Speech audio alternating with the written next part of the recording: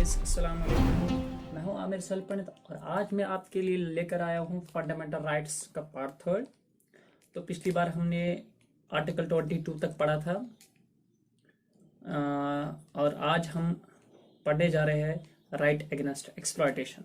Okay,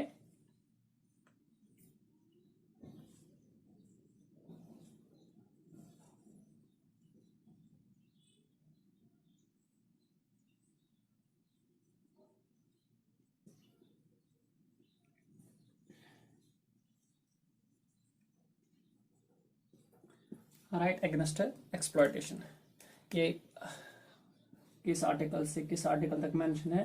from article 23 to article 24। Clear? तो जो article 23 है वो हमें क्या कहता है, याद रखना है एग्जाम के लिए, सिर्फ ह्यूमन ट्रैफिकिंग, यानी कि एग्जाम में आएगा ह्यूमन ट्रैफिकिंग पे कौन सा आर्टिकल है, जब भी वहां पे आएगा कुछ ह्यूमन ट्रैफिकिंग कौन सा आर्टिकल है, article 23।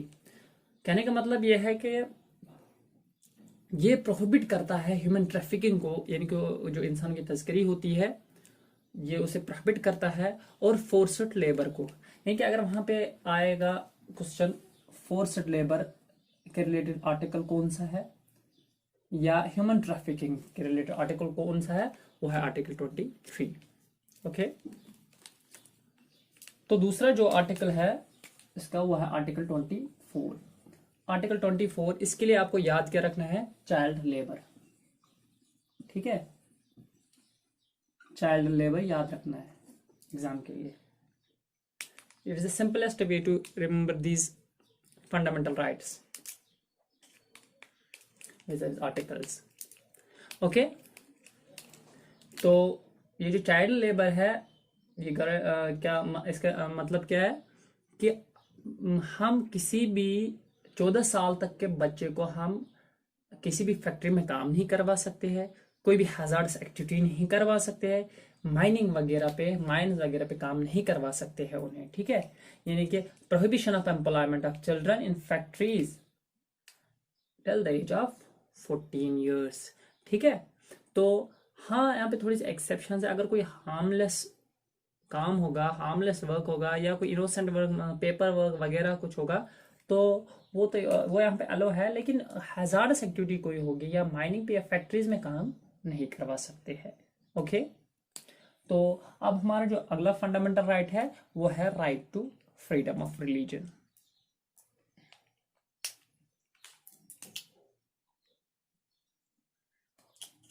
Sorry, right to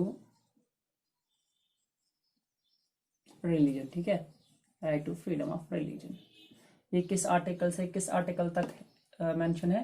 from article 25 to 28। ठीक है, फ्रॉम आर्टिकल 25 टू 28। तो आर्टिकल 25 हमें कहता क्या है? आर्टिकल 25 के लिए आपको सिर्फ याद रखना है प्रोफेस, प्रैक्टिस। ठीक है, प्रोफेस, प्रैक्टिस, प्रोपैगेशन, ये याद रखना है। ठीक है, प्रोफेस, प्रैक्टिस, प्रोपैगेशन। ठीक है, जब भी ये तीन वर्ड आपको या ये दो वर्ड आपको कहीं पे दिखे तो आपके दिमाग में आना चाहिए कि नहीं ये भाई ये आर्टिकल 25 से आया है।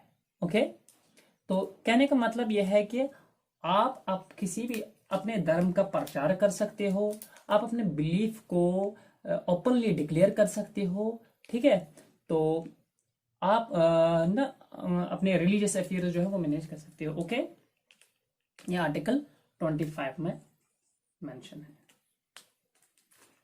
अब जो आर्टिकल 26 है, आर्टिकल 26 हमें कहता क्या है? आर्टिकल 26 के बारे में आपको सिर्फ याद रखना है manage religious affairs, manage religious affairs. Okay, यानी कि जो आर्टिकल 26 हमें है इसके अकॉर्डिंग हम अपने जो रिलीजियस अफेयर्स है वो हम अपनी चॉइस से मैनेज कर सकते हैं। हम किसी भी प्रॉपर्टी को ओन कर सकते, वेदर इट इज मूवेबल और इमूवेबल, हम इसको ओन कर सकते हैं, हम इसको एडमिनिस्ट्रेट कर सकते हैं। ओके, एडमिनिस्ट्रेट कर सकते हैं बाय द ओन चॉइस।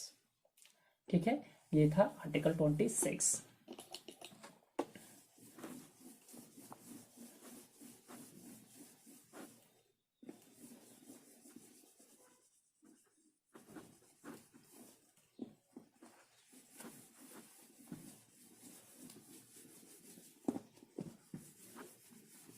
अब है आर्टिकल 27।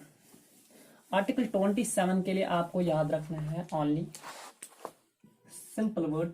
आर्टिकल 27 के लिए याद रखना है टैक्सेस।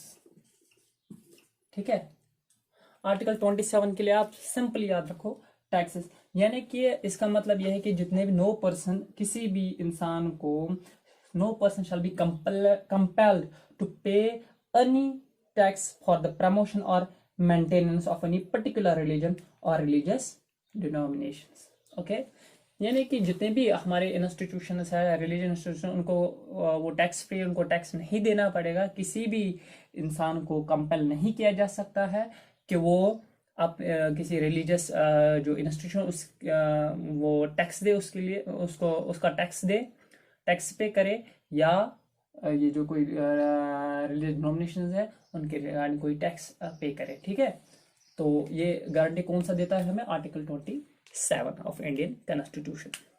अब है आर्टिकल 28। आर्टिकल 28 जो है, यहाँ पे आपको याद रखना है नो अटेंडेंस। ठीक है,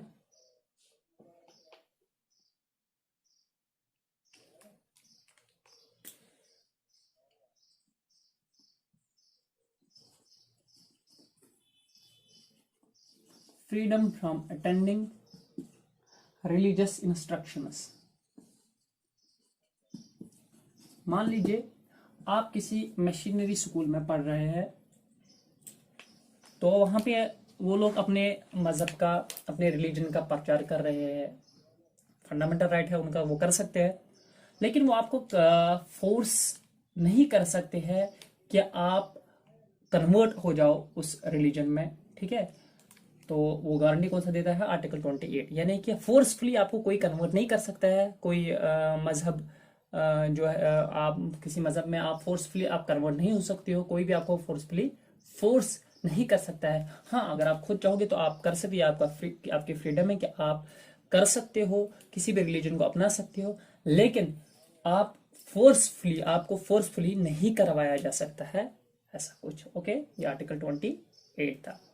इसके बाद हमारा जो अगला फंडामेंटल राइट है वो है राइट टू माइनॉरिटीज, यानी कि कल्चरल एंड एजुकेशनल राइट्स।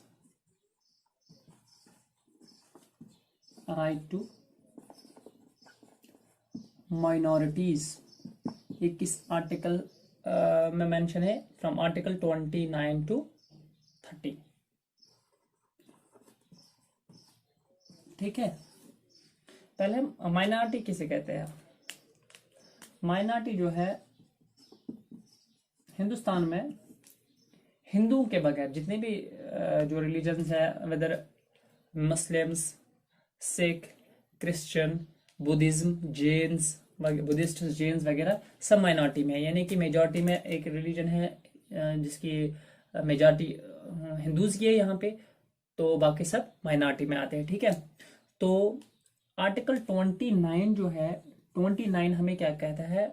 29 हमें कहता है कि ये जो माइनॉरिटीज है, इनके इंटरेस्ट को कंजर्व करो, प्रोटेक्ट करो। ठीक है, according 29 this article of Indian constitution, हमें कंजर्व करना है, आपको याद रखना है कंजर्व। ठीक है, माइनॉरिटीज की लैंग्वेज को, कल्चर को, स्क्रिप्ट एक्स्ट्रा, उनको कंजर्व करना है। ठीक है, उनको कंजर्व करना है। तो ये जो फंडामेंटल राइट है, ये किस आर्टिकल में दिया गया है? आर्टिकल 29 में। ओके, अब जो आर्टिकल 30 है, आर्टिकल 30 हमें क्या कहता है? आर्टिकल 30 हमें कहता है कि ये जो माइनॉरिटीज है, ये अपने एजुकेशनल इंस्टीट्यूशंस ओपन कर सकते हैं अपने अपने एजुकेशन इंस्टीट्यूशन ओपन, जैसे क्रिस्टल मिशनरीज वगैरह है, तो ये अपने ये जो एजुकेशन इंस्टीट्यूशन है खुद आप खोल सकते हैं अपने जो एजुकेशन इंस्टीट्यूशन है, और उनको एडमिनिस्ट्रेट कर सकते हैं, अपनी चॉइस से उनको एडमिनिस्टर कर सकते हैं। ठीक है, ये किस आर्टिकल में दिया गया है, आर्टिकल 30 में। अब जो हमारा अगला फंडामेंटल राइट है एंड लास्ट वन, वो है right to constitutional remedies.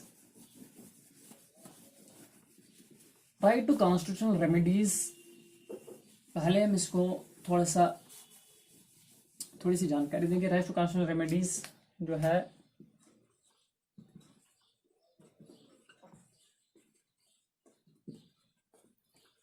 Right to constitutional remedies, ठीक है, ये आर्टिकल 32 में है। कहने का मतलब क्या है, कहने का मतलब यह है कि अगर हमसे हमारे जो फंडामेंटल राइट्स है, जो हमारे हकूक है, वो छीने जाते हैं, तो हम कहाँ जाएं, किसको बताएं कि नहीं भाई हमारे जो फंडामेंटल राइट्स है हमें छीने जाते हैं। तो इसके लिए हमें कॉन्स्टिट्यूशन, संविधान में हमें रखा गया है आर्टिकल 32। ठीक है, आर्टिकल 32। ये जो आर्टिकल 32 है, ये हमें बचाता है, हमारे जो हुकूक है, हमारे जो फंडामेंटल राइट्स है, ये हमें प्रोटेक्ट करता है कि हमसे वो कोई छीने ना। ठीक है, यह प्रोटेक्ट करता है हमें। ओके, तो इसमें रिट्स कुछ आती है।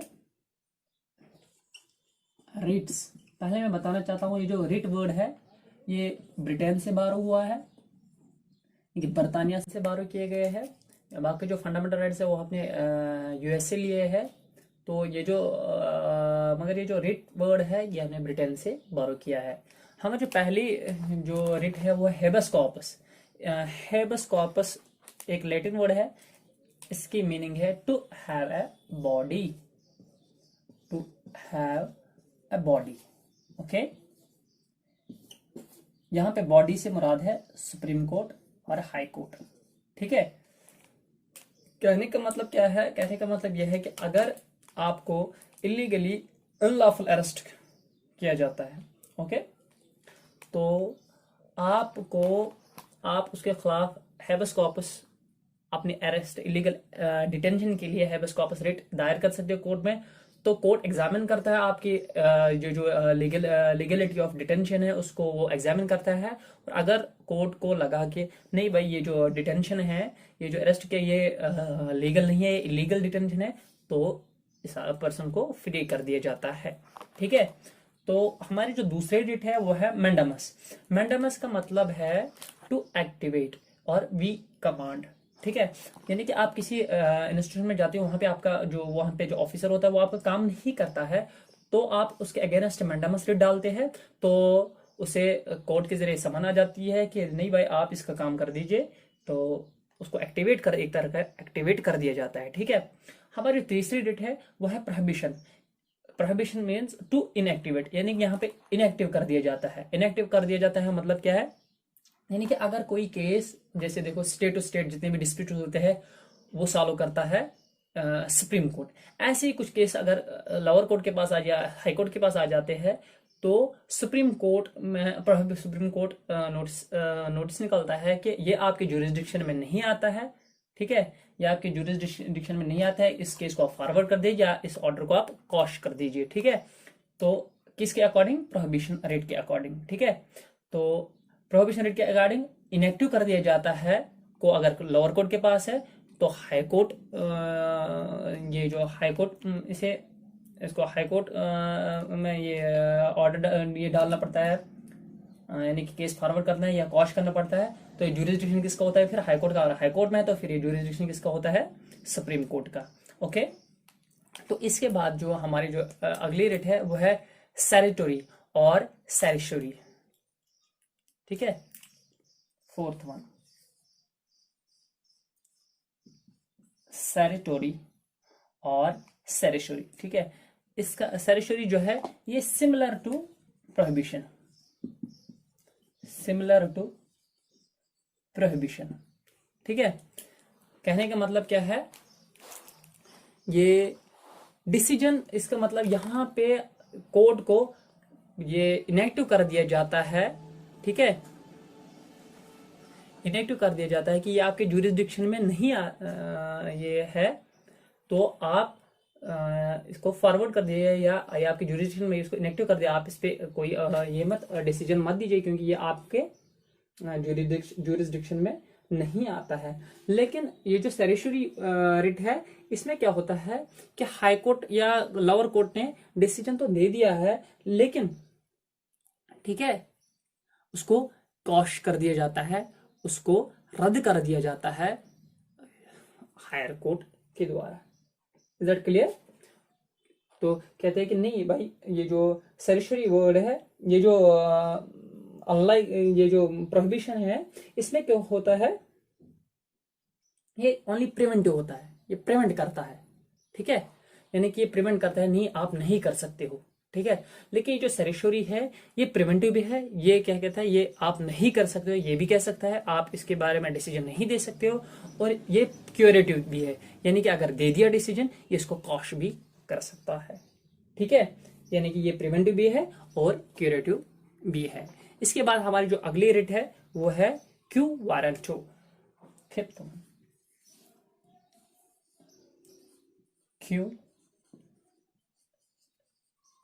क्यू वारंटो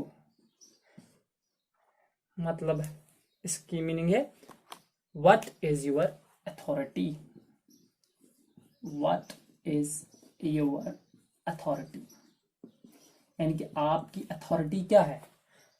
सिंपल एग्जांपल मैं आपको दे दूंगा, आपके पास कोई बंदा आ रहा है, तो प्रमोशन है, उसकी प्रमोशन है, गवर्नमेंट के द्वारा उसको लेटर आती है कि इस बंदे को प्रमोट कर दीजिए, तो दो बंदे हैं, उस बंदे के लिए आती है कि नहीं यार इस बंदे को आप प्रमोट कर दीजिए, इसके लिए लेटर गवर्नमेंट के जरिए आती है, नहीं आप बॉस बैठे यहाँ पे, तो आप बॉस बैठे यहाँ पे, आप इसके बदले में इसको प्रमोट कर देते हो, तो गवर्नमेंट के द्वारा आपको नोटिस आ जाती है कि आप हमें बताइए कि आप किस अथॉरिटी के बिना पे आपने इसको प्रमोट किया है, जबकि ये प्रमोशन इसको देनी थी, ठीक है।